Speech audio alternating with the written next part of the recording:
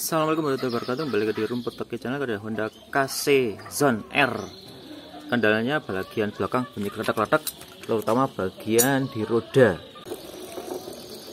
Ada ya sedikit ya. Kalau untuk jalan tuh karena ada beban, suaranya lebih kerasa. Ini sudah ada. Untuk ngecek yang utama itu pasti dari rantainya. Kalau rantai terlalu kenceng, itu bisa bikin bunyi juga. Ini termasuk kendor. Masalah lain juga bisa dipengaruhi oleh laker roda. Laker rodanya kujak itu juga bisa bikin bunyi kletak-kletak. Ini tidak ada ya. Ada keausan di laker gearnya yang bikin suara kletak-kletak. Suaranya biasanya tidak stabil. Jadi nggak selalu bunyi tek gitu, tapi kadang kala corok, krotok. Tapi apakah dengan membongkar laker gear ganti yang baru, kendala di bagian ban belakang itu sering sudah beres? Kadang suaranya sudah hilang, tapi maka nanti remnya yang jadi nggak pakem, banyak nggak senter dan lain-lain sebagainya. Jadi selain analisa yang tepat, pengerjaannya juga harus bagus agar tidak ada kendala lain. Tetap stay tune di Rumput Toki Channel.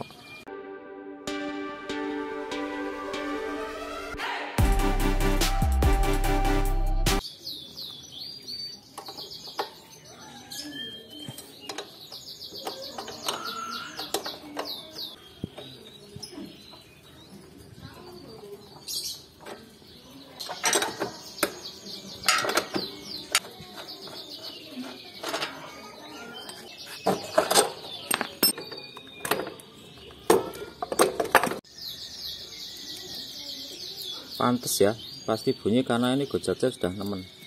Tapi belum ada yang pecah, jadi terindikasi lebih gasik, jadi kerusakannya belum merembet sampai kemana-mana.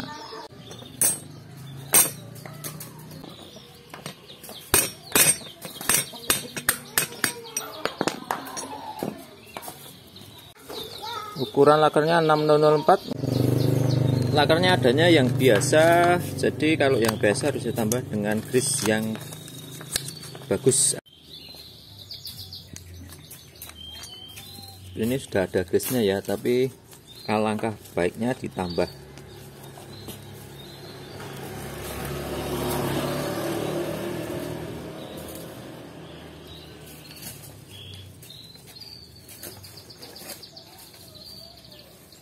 Selain melumasi, juga grease kan bersifat anti air, jadi biar airnya itu nggak mudah masuk.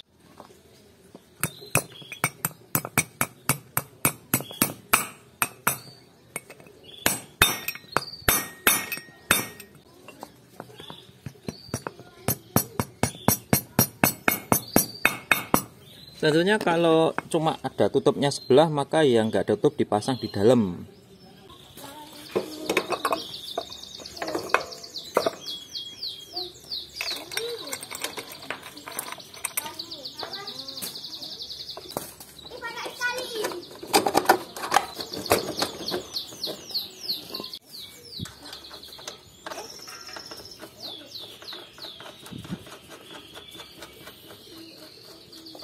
Karena hanya nyopot di bagian kiri, maka yang sebelah kanannya nggak perlu dilepas semua. Ini efektif kalau ini cuma dikendorin aja biar mau turun, biar engselnya itu bisa bebas. Jadi ngirit tenaga, ngirit waktu juga. Dan pula malah kadang ketika sobat masih belajar, kalau dibongkar semua malah kadang lupa ada baut atau ring yang nggak kepasang.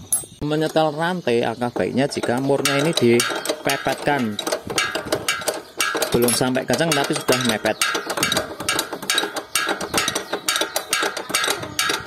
Kenapa demikian? Harus ada kelurusan dari ban belakang, yaitu dinjeng bukan dari selebornya, tapi juga dari itu standar tengahnya dengan roda kanan kirinya, celahnya itu sama atau tidak. Itu sebagai pembanding antara selibor dan standar samping itu agak selisih berbeda, itu kita cari tengah-tengahnya.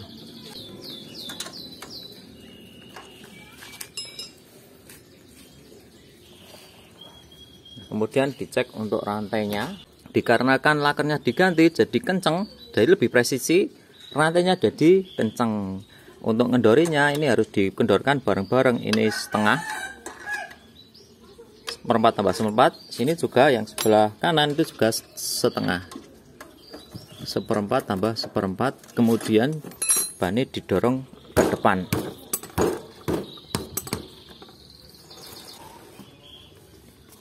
Ambil yang paling kenceng kalau nyetel. Ini cukup segini, kemudian bannya ini rodanya dipepetkan lagi sekitar 1 kilo. Kemudian yang paling penting agar remnya juga pakem itu harus direm-rem.